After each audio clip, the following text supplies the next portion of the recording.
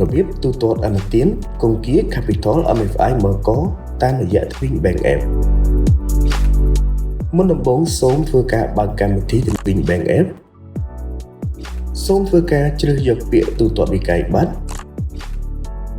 រួចជ្រើសយកពាក្យហិរញ្ញវត្ថុបន្ទាប់មកជ្រើសយកស្ថាប័នគង្គា Capital MFI មើលកបន្ទាប់មកទៀតសូមធ្វើការជ្រើសយកគណនីរបស់លោកអ្នកដែលត្រូវកាត់ប្រាក់ចេញសូមធ្វើការបញ្ចូលលេខសម្គាល់អតិថិជនរបស់លោកអ្នកនិងធ្វើការបញ្ចូលចំនួនទឹកប្រាក់ដែលត្រូវបង់រួចចុចទូទាត់សូមពិនិត្យនិងទៀងទាត់ប្រតិបត្តិការរបស់លោកអ្នករួចចុចបញ្ជាក់សូមបញ្ចូលលេខកូដសម្ងាត់របស់លោកអ្នកលោកអ្នកបានទូទាត់សំណងឥណទានគង្គា Capital MFI មើលករួចរាល់ហើយសូមអរគុណ